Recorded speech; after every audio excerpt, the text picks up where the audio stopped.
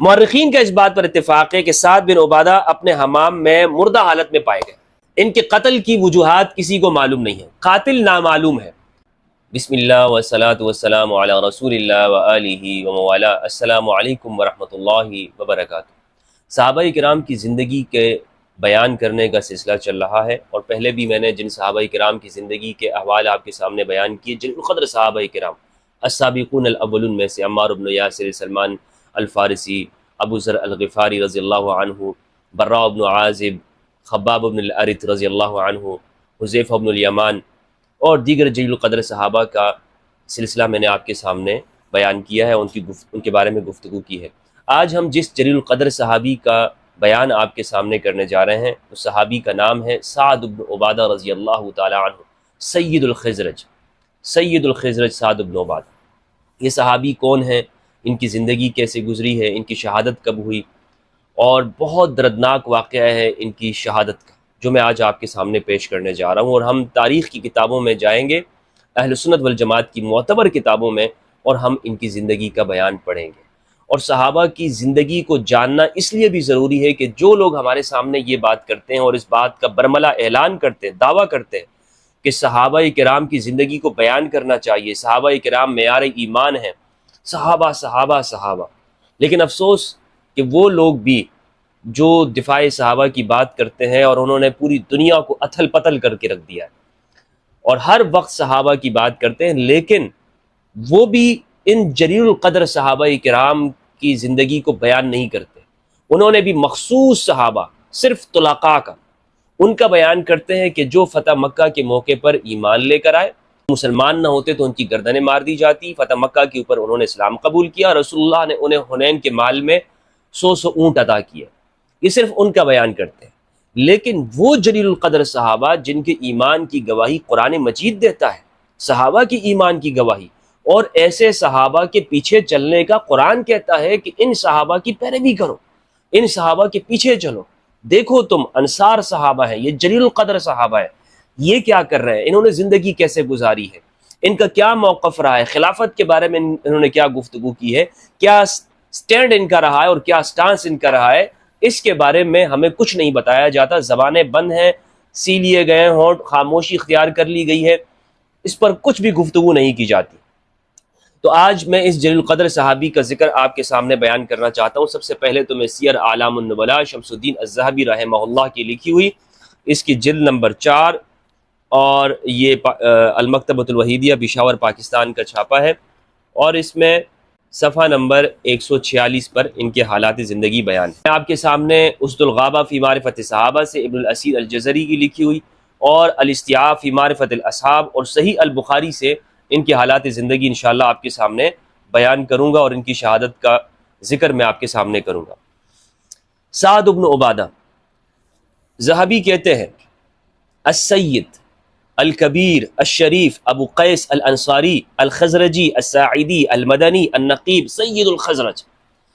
یہ سید ہے، سردار ہیں، کبیر ہیں، عظمت والے ہیں، شریف ہیں، اور ان کی کنیت ابو قیس انصاری ہے، ان کے بیٹے بھی صحابی ہیں، ابو قیس انصاری، وہ بھی بدری صحابی ہے۔ یہ خزرج کے ہیں، ان کا ساعدی نسبت ہے، مدنی ہے، نقیب ہیں، اور یہ خزرج کے سردار ہے۔ لہو احادیث یسیرہ، ان کی حدیثیں تھوڑی سی ہیں۔ وہی 20 بالمکرر، 20 کے تعداد تک پہنچتی ہیں، وہ بھی مکرر، یعنی جب دو دو کر کے اس کو بیان کیا جائے، تقریباً کوئی 10-12 حدیثیں ان کی ہیں جو روایات بنتی ہیں۔ اب کیا وجہ ہے اس کی؟ اب اتنے جلیل القدر صحابی ہیں، بدری صحابی ہیں، جلیل القدر صحابی ہیں، لیکن ان کی روایات ہمیں نظر نہیں آتی۔ کیا وجہ ہے؟ سوچنے کا مقام ہے۔ کہتے ہیں آگے، انہوں نے کہا احمد بن حنبل نے اپنی مسند میں روایت کیا، وہ کہتے ہیں ان اسحاق ابن سعد ابن عبادہ ان ابیہ، اسحاق وہ اپنے والد سعد ابن عبادہ سے روایت کرتے کہ ان کے والد نے فرمایا قال رسول اللہ صلی اللہ علیہ وآلہ وسلم، رسول اللہ صلی اللہ علیہ وآلہ وسلم نے ارشاد فرمایا ان هذا الحي من الانصار مجنۃ، کہ یہ جو انصار کا قبیلہ ہے، یعنی سعد ابن عبادہ والا قبیلہ، یہ ڈھال ہے، حبهم ایمان و بغضهم نفاق، ان کی محبت ایمان ہے اور ان سے بغض رکھنا نفاق ہے۔ وہی جو مولا علی کی فضیلت ہے، کیونکہ انصار صحابہ کرام یہ مولا علی کے دیوانے ہیں، مولا علی کا ساتھ دینے والے ہیں، انصار کو پتہ ہے، تو لہٰذا انصار کی پہچان، انصار سے محبت رکھنا بھی ایمان ہے اور ان سے بغض رکھنا بھی نفاق ہے۔ تو سعد بن عبادہ کے قبیلے کے بارے میں رسول اللہ صلی اللہ علیہ وآلہ وسلم نے ارشاد فرمایا۔ اسی طرح ابن عباس کہتے ہیں قال كان لواء رسول اللہ صلی اللہ علیہ وآلہ وسلم مع علی، رسول اللہ کا جھنڈا وہ علی بن ابی طالب علیہ السلام کے ساتھ ہوتا تھا جنگوں میں، اور ولواء الانصار مع سعد بن عبادہ، اور انصار کا جو جھنڈا ہے وہ سعد بن عبادہ کے پاس ہوتا تھا۔ ان کے بارے میں واقعہ بھی ہے کہ جب فتح مکہ کا موقع تھا تو رسول اللہ صلی اللہ علیہ وآلہ وسلم نے علم ان کو عطا کیا تھا۔ رسول اللہ کا علم تو وہ امام علی کے پاس ہوتا تھا جو اسلام کا علم ہے، جو اسلام کا جھنڈا ہے، لیکن جو جنگوں کا جو جھنڈا ہے وہ بدلتا رہا کرتا تھا اور سعد بن عبادہ کے پاس تھا۔ تو جب ابو سفیان کو سعد بن عبادہ نے دیکھا، ابو سفیان کو جب دیکھا تو سعد بن عبادہ نے کہا الیوم یوم الملحمہ، آج تو خون ریزی کا دن ہے، آج حرام چیزوں کو حلال کیا جائے گا اور آج خون بہایا جائے گا۔ یہ بات جب ابو سفیان نے سنی تو وہ گھبرا کر رسول اللہ صلی اللہ علیہ وآلہ وسلم کے پاس آئے اور سعد بن عبادہ کا یہ جملہ سنایا تو رسول اللہ نے ارشاد فرمایا کہ نہیں، الیوم یوم المرحمہ، آج رحمت کا دن ہے، اذهبوا انتم طلقاء، جاؤ تم سب آزاد ہو، طلقاء ہو، تمہیں آزاد کر دیا جاتا ہے، تمہیں گردن نہیں ماری جاتی۔ ورنہ سعد بن عبادہ نے تو اعلان کیا تھا کہ آج تو گردنیں مارنے کا دن۔ پھر رسول اللہ صلی اللہ علیہ وآلہ وسلم نے سعد بن عبادہ کے لیے پیغام بھیجا کہ ان سے جھنڈا لے کر ان کے بیٹے قیس بن سعد کو جھنڈا دے دیا جائے۔ تو سعد بن عبادہ کے پاس جب یہ پیغام گیا تو انہوں نے کہا کہ مجھے اس وقت تک یقین نہیں آئے گا کہ جب تک رسول اللہ کی کوئی نشانی میرے پاس نہ پہنچ جائے۔ وہ آگے تھے تھوڑا سا، بلکہ بہت آگے تھے، لشکر سے سب سے آگے۔ تو رسول اللہ صلی اللہ علیہ وآلہ وسلم نے اپنا امامہ اتار کر سعد کی جانب بھیجا کہ یہ میری نشانی ہے، میرا حکم ہے، اور تم یہ علم اپنے بیٹے قیس کو دے دو۔ تو پھر سعد بن عبادہ نے اپنے بیٹے قیس کو وہ علم دے دیا۔ ایک قول یہ ہے کہ پھر امام علی کے پاس وہ رسول اللہ صلی اللہ علیہ وآلہ وسلم نے امام علی کو عطا کر دیا اور امام علی نے پھر رکن کے مقام پر اس کو گاڑ دیا۔ بہرحال سعد بن عبادہ جلیل القدر شخصیت ہے، انصار کا جھنڈا ان کے پاس ہے، سخی ہیں، عرب میں سب سے سخی انسان سعد بن عبادہ ہیں انصار کے اندر، مدینہ کے اندر۔ اور یہ وہ شخصیت ہے کہ جنہوں نے رسول اللہ صلی اللہ علیہ وآلہ وسلم کے سامنے بدر کے دن یہ بات کہی کہ یا رسول اللہ، اگر آپ ہمیں حکم دیں، اگر آپ ہمیں یہ حکم دیں کہ ہم سمندر کے اندر اپنے گھوڑے ڈال دیں تو ہم اس کے لیے بھی تیار ہیں، اگر آپ ہمیں یہ حکم دیں کہ ہم دریاؤں میں چھلانگ لگا دیں، ہم دریاؤں میں کود جائیں گے، اور اگر آپ ہمیں یہ حکم دیتے ہیں کہ ہم اپنے گھوڑوں کو برک الغماد تک پہنچا دیں تو ہم اتنے دور بھی جا سکتے ہیں، جو بھی حکم آپ دیں گے ہم کرنے کو تیار ہیں۔ کہتے ہیں رسول اللہ نے فرمایا اشیروا علیہ، انس بن مالک سے روایت میں فرماتے ہیں رسول اللہ نے فرمایا اشیروا علیہ، مجھے مشورہ دو۔ فقام ابو بکر، تو جب ابو بکر کھڑے ہوئے تو رسول اللہ نے فرمایا اجلس، آپ بیٹھ جائیں۔ فقام سعد بن عبادہ، سعد بن عبادہ کھڑے ہوئے تو انہوں نے کہا لو امرتنا یا رسول اللہ، یا رسول اللہ اگر آپ ہمیں حکم دیں گے ان نخیزها البحر لاخذناها، اگر کہ ہم دریاؤں میں گھس جائیں تو ہم اس میں بھی تیر جائیں گے۔ ولو امرتنا ان نضرب اکبادها الى برك الغماد لفعلنا، آپ ہمیں جو حکم بھی دیں گے ہم وہ کر لیں گے۔ اس کو نقل کیا ہے امام مسلم رحمہ اللہ نے اپنی صحیح کے اندر۔ یہ جلیل القدر صحابی ہیں اور سخی انسان تھے۔ ان کی خلافت کے معاملے میں اختلاف ہوا ہے ثقیفہ میں، وہ آپ کو الاستیعاب اور رست الغابہ سے بیان کروں گا، وہ بھی یہاں پر بیان ہے۔ یہاں پر میں سیر اعلام النبلاء سے یہ بتانا چاہتا ہوں کہ ان کی جو شہادت ہے وہ کیسے ہوئی ہے۔ ابن سیرین کا قول نقل کیا ہے، ابن سیرین کہتے ہیں کہ سعد بن عبادہ ایک دن کھڑے ہو کر پیشاب کر رہے تھے اور اسی حالت میں یہ مر گئے۔ وقال انی اجد دبیبا، اور انہوں نے کہا کہ میں نے ایک کیڑے کو دیکھا تھا اور اس کیڑے کو میں نے دیکھا تو اس کے بعد ان کا انتقال ہوا، لیکن اس پر کوئی گواہ وغیرہ موجود نہیں ہے۔ اسمعی کہتے ہیں کہ ابی رجاء نے کہا قتل سعد بن عبادہ بالشام رمته الجن بحوران، شام میں حوران کے مقام میں ان کا انتقال ہوا ہے جس کو جنوں نے مارا۔ واقدی نے یہ بات کہی ہے کہ توفی سعد بحوران لسنتین ونصف من خلافت عمر، کہ ان کا انتقال حضرت عمر کی خلافت میں ہوا ہے۔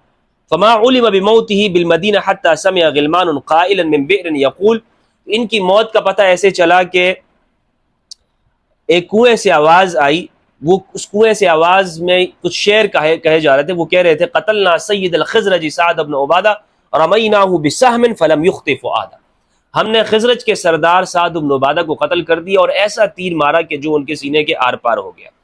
یہ حالات تھے جناب سیر اعلام النبلاء ذہبی رحمہ اللہ سے۔ اب میں آپ کے سامنے پیش کرتا ہوں الاستیعاب فی معرفۃ الاصحاب ابن عبد البر الاندلسی رحمہ اللہ کی الاستیعاب سے۔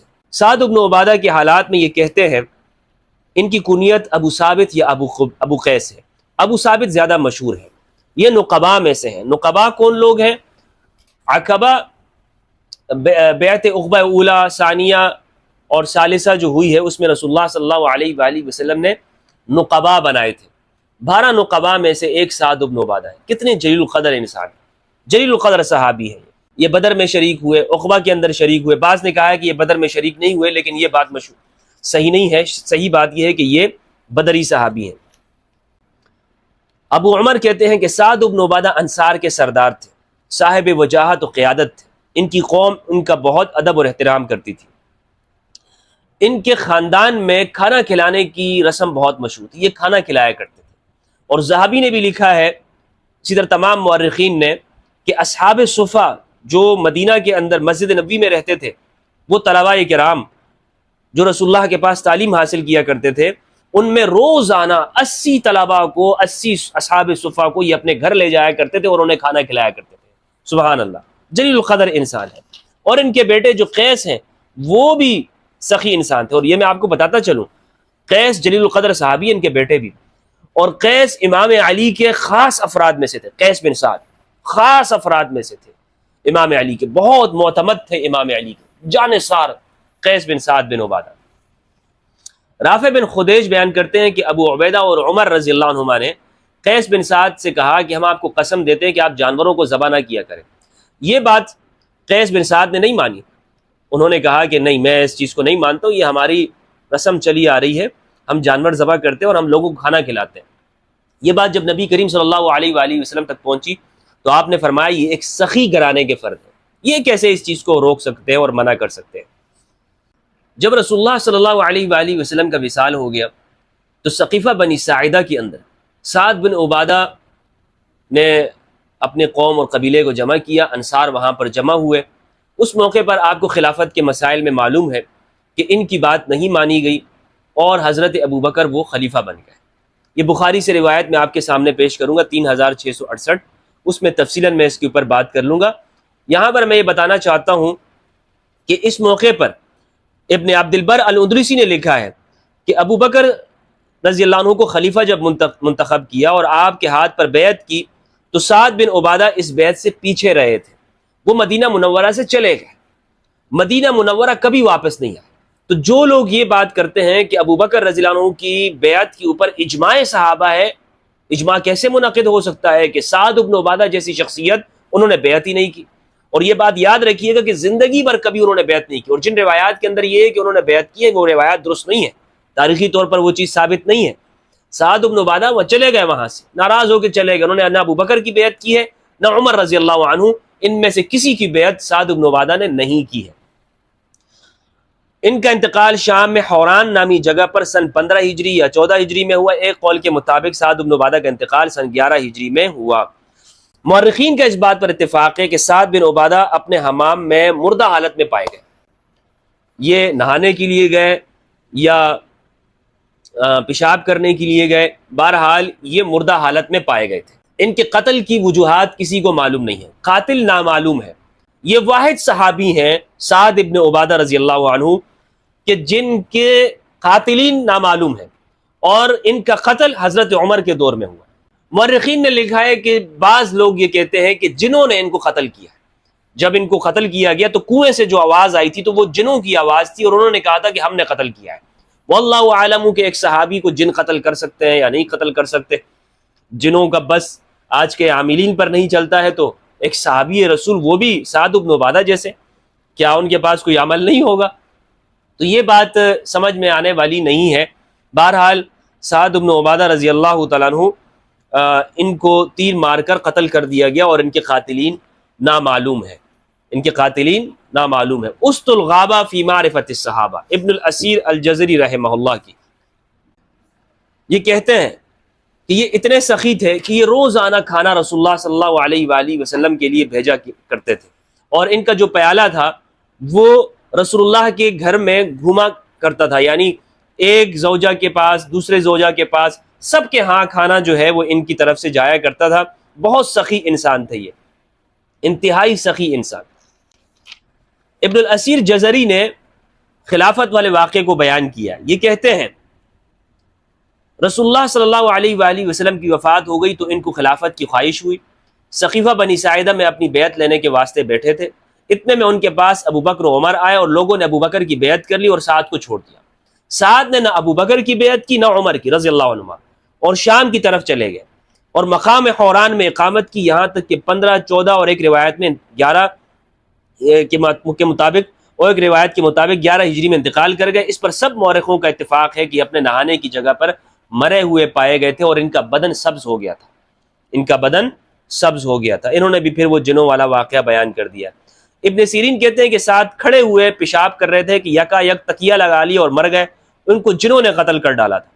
اور دونوں شعر کا ہے جو پہلے میں بیان کر چکا ہوں، قتلنا سید الخزرج سعد بن عبادہ رمیناہ بسہم فلم یخطف عادہ۔ یہ ابن الاسیر الجزری نے لکھا ہے کہ انہوں نے نہ حضرت ابو بکر کی بیعت کی اور نہ حضرت عمر کی بیعت کی۔ یہ ہے میرے سامنے صحیح البخاری، محمد بن اسماعیل البخاری رحمہ اللہ کی، اس میں روایت 3668 روایت ہے، 3667 اور 3668، یہ 68 یہ ایک ہی روایت ہے۔ عروہ بن زبیر سے روایت ہے، وہ ام المؤمنین عائشہ رضی اللہ تعالیٰ عنہا سے روایت کرتے ہیں کہ حضرت ابو بکر نے اللہ کی حمد و ثنا کی، وقال الا من كان يعبد محمدا فإن محمدا قد مات۔ سنو، میں ترجمہ آپ کے سامنے بیان کرتا ہوں، عربی آپ دیکھ لیجئے گا۔ حضرت ابو بکر نے کہا کہ لوگوں دیکھو، اگر کوئی محمد صلی اللہ علیہ وآلہ وسلم کو پوچھتا تھا تو یعنی سمجھتا تھا کہ وہ آدمی نہیں ہے، وہ کبھی نہیں مریں گے، تو اسے معلوم ہونا چاہیے کہ حضرت محمد صلی اللہ علیہ وآلہ وسلم کی وفات ہو چکی ہے، اور جو شخص اللہ کی پوجا کرتا تھا تو اللہ ہمیشہ زندہ ہے، اسے موت کبھی نہیں آئے گی۔ یہ بات جو حضرت ابوبکر رضی اللہ عنہ نے کہی ہے،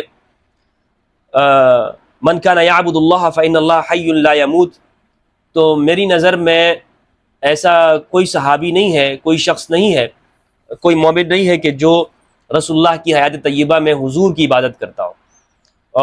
علماء ہی بتا سکتے ہیں کہ اس جملے کا مطلب کیا ہے۔